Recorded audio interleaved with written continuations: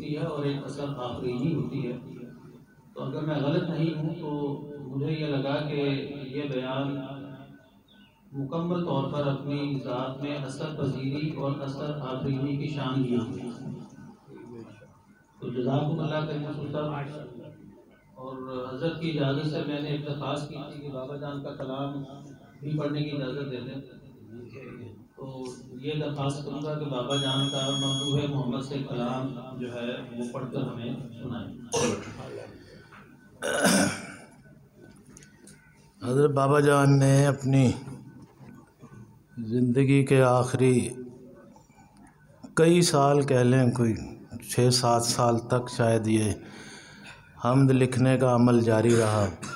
ممدوح محمد وقتاً فوقتاً کچھ چند شعر لکھ لیے، پھر خیال نیا اس کا انتظار کیا، پھر کوئی آ گیا. اس طرح کرتے کراتے کوئی 200-250 کے تقریب اشعار جو ہیں حضرت کے. ممدوح محمد اس کتاب کا بھی عنوان ہے جو ریحان صاحب نے چھاپی تھی، اور یہ ایک حمد کا بھی سرنامہ ہے یا اس کا عنوان ہے. ممدوح محمد واضح لفظ ہے کہ وہ جس کی حمد محمد کرتے ہوں. محمد کا ممدوح مطلب یہ کہ محمد کی حمد کا جو مورد ہے، جس کی حمد وہ کر رہے ہیں، وہ یعنی اللہ. یہ حمد ہے، لیکن بابا جان کی وہ جو کمال بلاغت اور ان کی جو فصاحت ہے کہ وہ سارے مادے میم دال ہے لیکن مراد اللہ ہے. اے میرے خدا، اے میرے ممدوح محمد،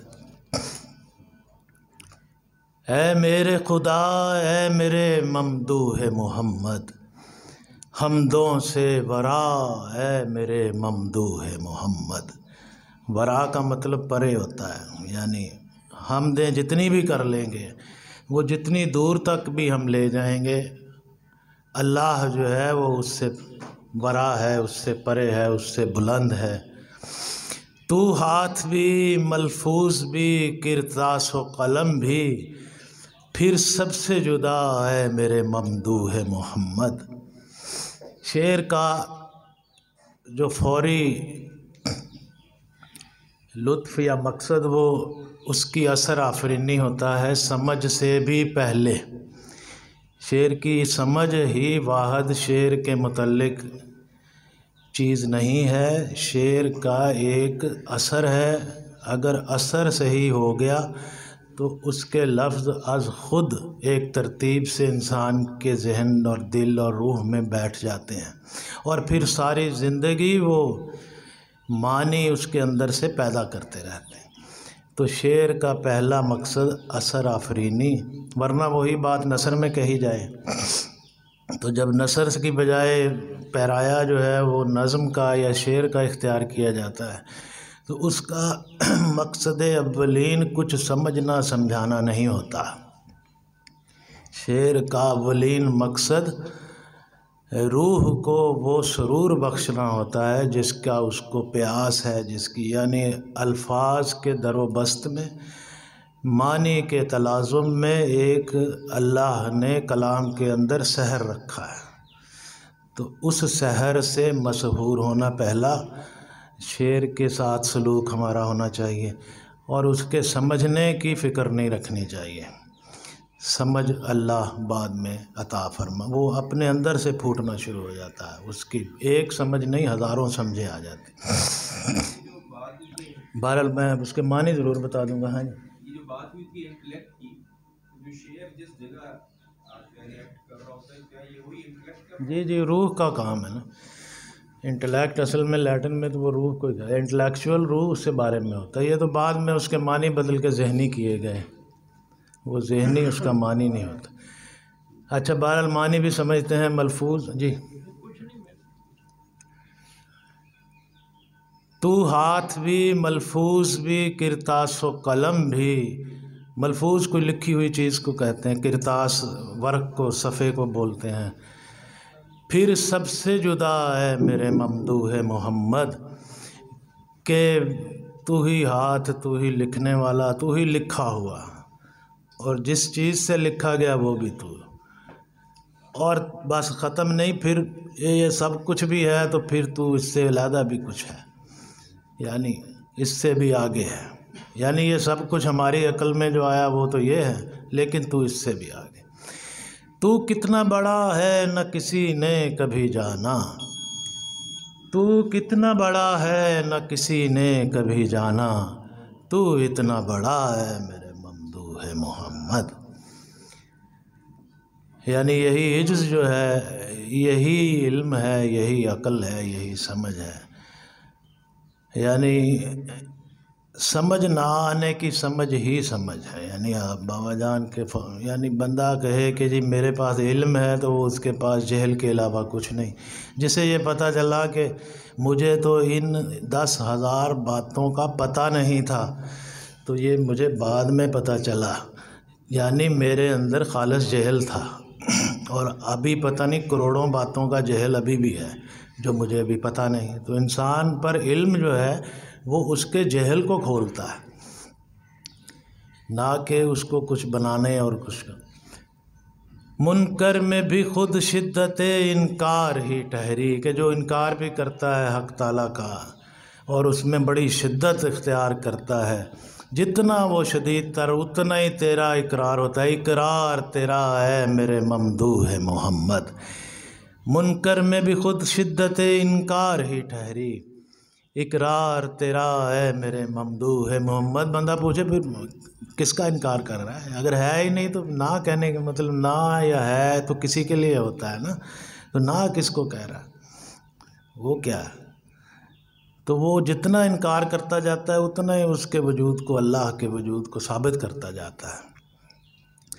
بینائی سے بینائی نہ دیکھی گئی تو بھی، دیکھا نہ گیا ہے میرے ممدوح محمد۔ آنکھ کو کیسے دیکھ کہ اللہ نظر نہیں آتے وہ بس کہ آنکھ کی پتلی اپنے کو کیسے دیکھے، بھائی اتنا ہی عرض کیا جا سکتا۔ تو علم بھی معلوم بھی عالم بھی ازل سے، معلوم ہوا ہے میرے ممدوح محمد۔ یہ وہی مثلثیں ہیں، حضرت کے کلام میں بھی ہے، ان کے علوم میں بھی تھیں، بنا بنا کے بھی دیا کرتے تھے، ان کی ہاتھ کی بنی ہوئی ہے، راہ کوسین کے باہر بھی چھپی ہوئی ہے۔ ہائے ہائے ہائے۔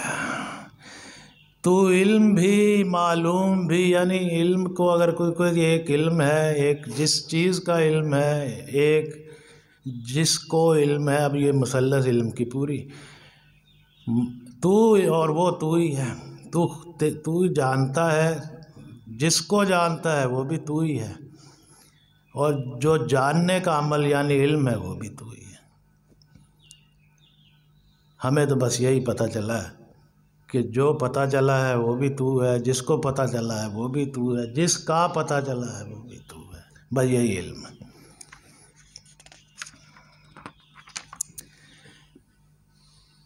کلیوں کے صفوفوں کی اڑانوں میں سرے شب، تو شعلہ نما ہے میرے ممدوح محمد۔ اس کو شاعری کی زبان میں جمالیاتی شاعری کہتے ہیں، یعنی امیجری کی شاعری ہوتی ہے جس میں آپ کی 5 ظاہری حصے جو ہیں وہ شعر پڑھ کے کچھ محسوس کرنا شروع کر دیں۔ اب یہ جو کلیوں کے صفوفوں کی اڑانوں میں سرے شب، مصرع سنتے ہی آدمی کا ذہن، اس کی قوت شامہ اور اس کا جو وجود ہے وہ ایک ایسی رات کو محسوس کرنے لگتا ہے جس میں وہ جو کلیوں سے اٹھی ہوئی خوشبو ہے رات کو پھیلی ہوئی ہوتی ہے۔ کلیوں کے صفوفوں کی اڑانوں میں سرے شب، تو شعلہ نما ہے میرے ممدوح محمد۔ یعنی یہ ایک تضاد شعلے کا اور کلیوں کے صفوفوں کا، کہ کوئی یہ سمجھے کہ جمال ہے تو بس جمال ہی ہے، کوئی یہ سمجھے تو جلال ہے تو بس جمال ہی ہے۔ ایک ہی شعر میں حضرت نے کلیوں کے صفوف اور شعلے ان کو پرویا ہے، اور کیسے پرویا ہے یہ آپ۔ پھر کب تیرا امکان تیرے سورج پہ کسی کا، سایہ نہ پڑا ہے میرے ممدوح محمد، کہ تجھے تو کوئی کون کیا دیکھے، تجھے کوئی کیا سمجھے۔ ایک سورج ہے کہ اس پہ پہنچنے والا پہنچ ہی نہیں سکتا، پہنچنا تو دور کی بات ہے، کسی کا سایہ بھی نہیں، کسی کی سوچ بھی نہیں پہنچ سکتی، کہ پہنچنا تو دور کی بات ہے جسمانی یا فزیکل طور پر، تو کسی کا سایہ بھی نہیں پڑ سکتا سورج پہ، تو خدا کو جاننا، اللہ کو جاننا، اس کا کیا امکان باقی رہا۔ پتوار بھی ناؤ بھی تو دریا بھی سفر بھی، ساحل کی ہوا ہے میرے ممدوح محمد۔ باقی ظاہر ہے یہ زندگی، اس کا ایک سمندر، اسے زندگی کا یا غموں کا سمندر کہہ لیں، اس میں تیرنے کے لیے جو پتوار وہ بھی تو، اس میں جو کشتی وہ بھی تو، جو پانی وہ بھی تو، جو ہم سفر وہ بھی تو، اور جو ساحلوں کی ہوا اس مسافر کو کچھ دم کے لیے، کچھ گھڑی بھر کے لیے، کچھ اس کی مدد کرتی ہے وہ بھی تو۔ یکتائی میں یکتائی کا شاہد ہی نہ رکھا، خود اپنے سوا ہے میرے ممدوح محمد۔ ایسی یکتائی ہے کہ اس نے، یہ نہیں ہے کہ وہ ایک بزرگ کا قول پڑھ رہے تھے کہیں، وہ بیان فرما رہا تھا کوئی کہ جناب ایسا وقت بھی تھا جب صرف اللہ تھا اور کچھ نہیں تھا، تو ایک صاحب حال، ایک صاحب حقیقت وہاں تشریف رکھتے تھے، تو انہوں نے چپکے سے کہا ویسے اب کیا ہے، ویسے اب کیا ہے۔ تو بس یہ جو ویسے اب کیا ہے، یہی سوال اور یہی جواب ہے۔ یکتائی میں یکتائی کا شاہد ہی نہ رکھا، خود اپنے سوا ہے میرے ممدوح محمد۔ دیکھا نہ تیرا چہرہ تیری آنکھ سے جس نے، کب دیکھ سکا ہے میرے محبوب محمد۔ وہ دن کے گواہی کا تو خواہاں نہ ہوا تھا، وہ دن کے گواہی کا تو خواہاں نہ ہوا تھا، خود اپنے سوا ہے میرے ممدوح۔ لمن الملک اليوم، ایک وہ زمانی ہے جو ہم مصباح صاحب نے جیسے فرمایا کہ وہ زمانے کی تقسیم سے آزاد ہے، اس کا ازل عین ابد ہے اور اس کا ابد عین ازل ہے، اس کا اول عین آخر ہے اور اس کا آخر عین اول ہے، اس کا بطون عین ظہور ہے اور اس کا ظہور عین بطون ہے۔ وہ وقت کا خالق ہے، پہلے کہنے سے بھی بات نہیں بنتی، بعد کہنے سے بھی نہیں بنتی، وہ خالق وقت ہے، تو کوئی مخلوق اپنے خالق کو گھیر نہیں سکتی، اسے اپنا پابند نہیں بنا سکتی، تو ایک مخلوق جو ہے اپنے خالق کو کیسے گھیرے۔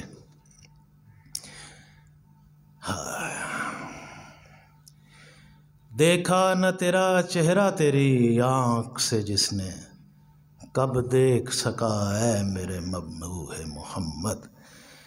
وہ دن کے گواہی کا تو خواہاں نہ ہوا تھا، خود اپنے سوا ہے میرے۔ اگر نور بھی اپنا، اگر وہ تخلیق کا فیصلہ بھی کیا، انہوں نے اپنے پہچاننے کا، اپنے پہچانے جانے کا فیصلہ بھی تو جو کیا خود ہی کیا، آئینے میں وہ اپنی ادا دیکھ رہے ہیں، مر جائے کہ مٹ جائے کوئی ان کی بلا سے۔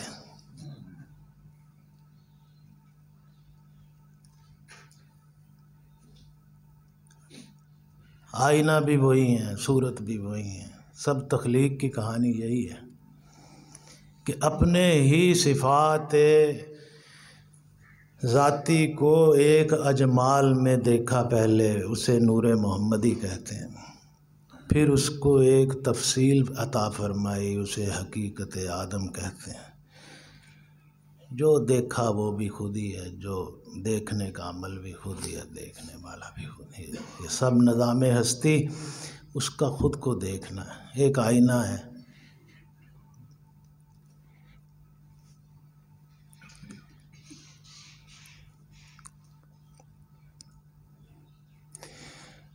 پرزور جہاں اڑتی ہوئی راکھ نہ ٹھہرے، بے زور کجا ہے میرے ممدوح ہے محمد، کہ جہاں اتنے زور آور، یعنی انسانوں کی زور آوری، پھر یہ اتنے بڑے بڑے اجرام فلکی اور یہ جو نئی نئی ٹیلیسکوپ سے کائنات کی وسعتیں اور بگ بینگ کی کہانیاں، بڑی پرزور چیزیں نظر آتی ہیں۔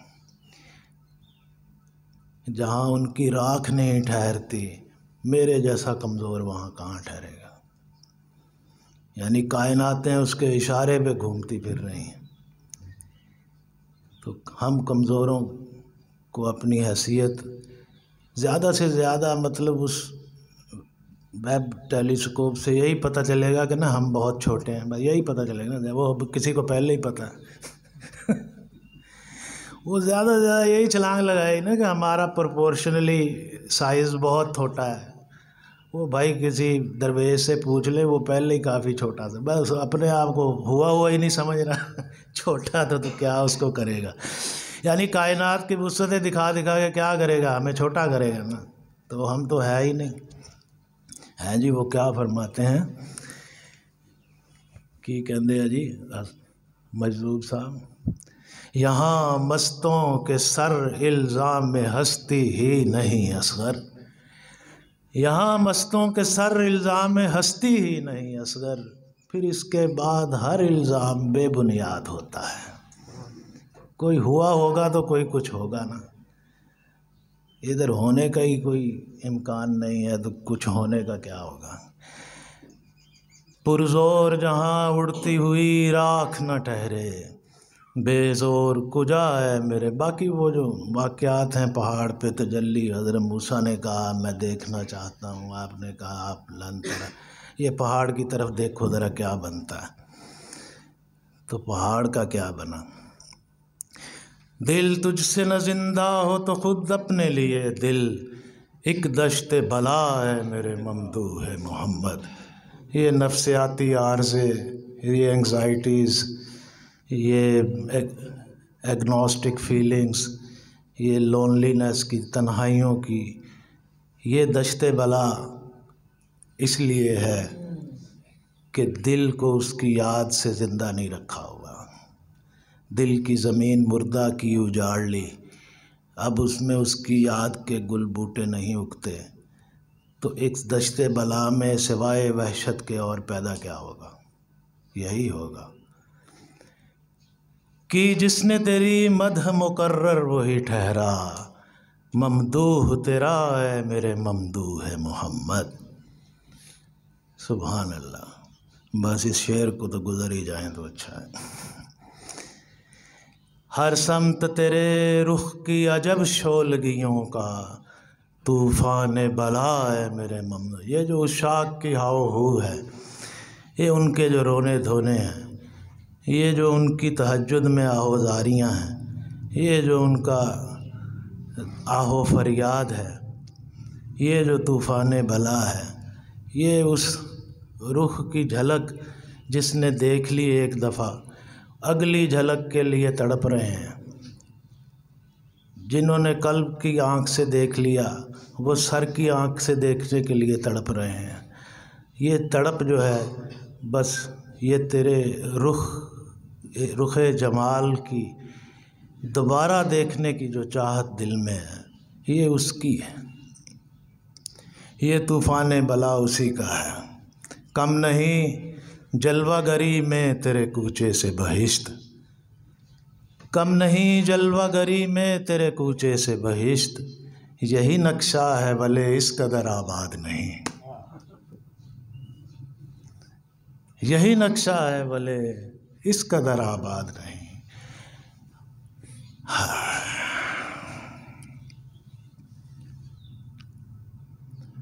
ہر منظر سرکش کے دماغ اور بدن میں ایک خوف و حیا ہے میرے ممدوح ہے محمد، کہ یہاں بڑے سے بڑا جو قہار ہے، بڑے سے بڑا جبار ہے، اس کو اگر تھوڑے سمجھداری سے دیکھا جائے تو اندر سے ایک ڈرا ہوا آدمی ہوتا ہے۔ جو جتنا بڑا ظالم ہوتا ہے وہ اتنا ہی بزدل ہوتا ہے۔ جو منظر جتنے تباہ کن نظر آ رہے ہوتے ہیں اس کے پیچھے اتنی چھوٹی چھوٹی وجوہات ہوتی ہیں۔ بڑے لوگ جو ہیں وہ کوئی تباہی کرنے کی بجائے آبادی کریا کرتے ہیں، طاقت والے جو ہوتے ہیں وہ تباہ و برباد کرنے کی بجائے آباد کیا کرتے ہیں۔ یہ جو برباد کرتے ہیں یہ بزدل ہوتے ہیں، ڈرتے ہیں کہ کہیں ہماری طرف رخ نہ ہو جائے حالات کا، پہلے ہی سے اس کو دبا دو۔ ہر لحظہ نئی زندگیوں میں ہوا زندہ، مقتول ادا ہے میرے ممدوح ہے محمد۔ تو نئی سے نئی حیات جو ہمیں شہید کی حیات کا یقین اور اس کا اعتقاد، اب جو اس کی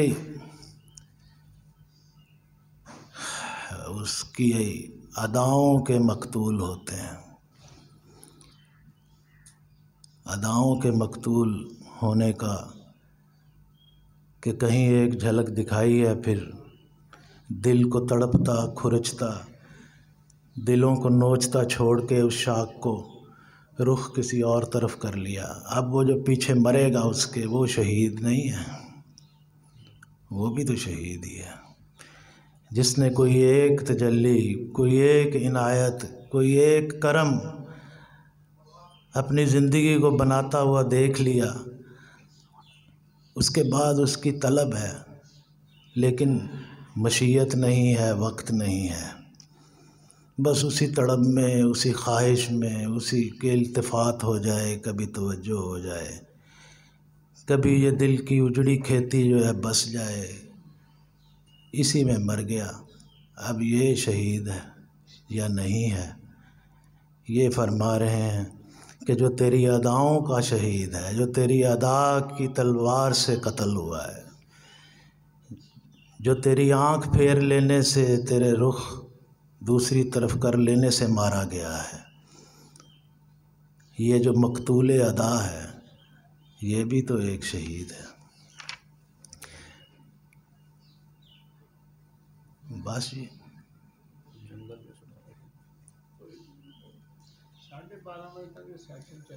اچھا تسی کچھ میں کہ تسی کچھ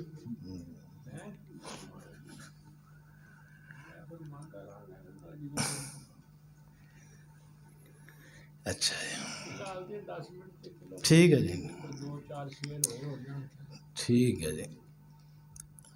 آگے پھر ایک پورشن اس کے بس وہ کوئی اللہ کی مہربانی یہ تھی کہ اس کے وہ حصے جو تھے کہ پہلے اشعار ایسے جمع کیے، حضرت نے تو متفرق مختلف وقتوں میں مختلف ڈائریوں میں لکھے ہوئے تھے اور اسی طرح کمپوز ہو گئے تھے، تو اس آپ کے بھائی کو یہ سعادت ملی کہ بابا جان نے کہا کہ بھائی ان کی کوئی ترتیب ہی لگا دیں، تو یہ ترتیب پھر میں نے وہ خیر اس کافی ساری اس میں آئی ہے، کچھ نہیں بھی مطلب اللہ کے بارے میں جو براہ راست توحید پہ مبنی اشعار شروع میں رکھے، پھر رسالت کے، اس کے بعد پھر کچھ صحابہ کے بارے میں ہیں اس دور میں جو مدینے کی منظر کشی آپ نے کی، اس کے بعد پھر وہ کوئی عرفاء، عقلاء، متکلمین، فقہا، ان کے بارے میں بھی ایک ایک دو اشعار ہیں،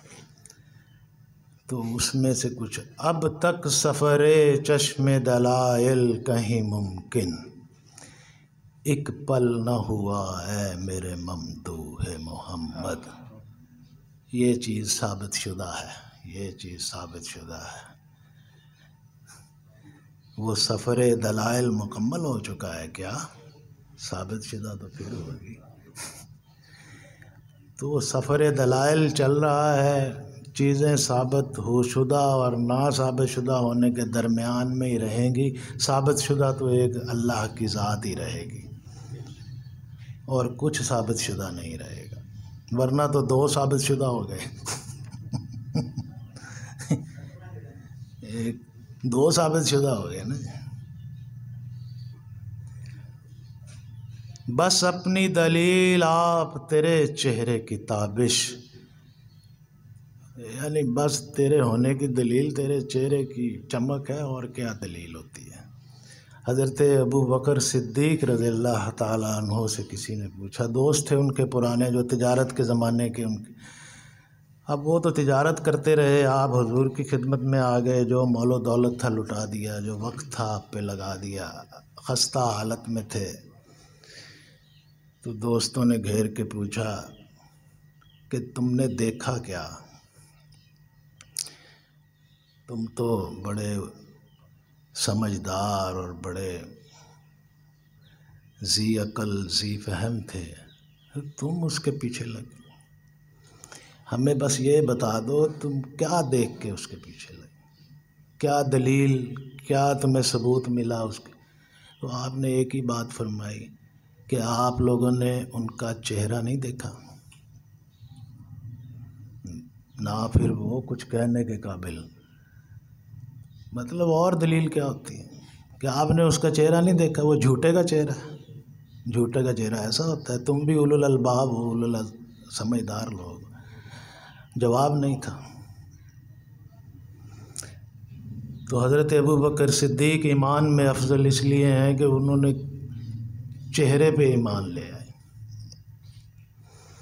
حضور صلی اللہ علیہ وسلم نے ایک دفعہ صحابہ جمع تھے تو یہ پوچھا کہ تین جو سب سے پسندیدہ چیزیں ہیں وہ بتائیں۔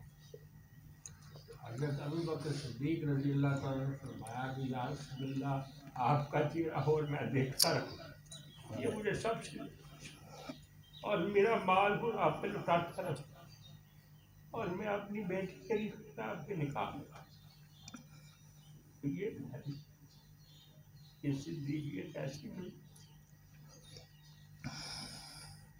تو یہ بس پسند اللہ تعالیٰ کوئی بنا کوئی لوگ ہمیں دے، یا رسول اللہ آپ کا چہرہ بس میں دیکھ، یہ مجھے سب سے اللہ دعا فرما دیں بس۔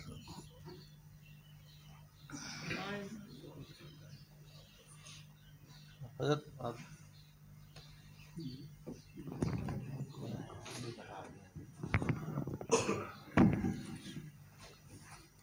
الحمدللہ رب العالمین، الصلاۃ والسلام علی سید الانبیاء والمرسلین۔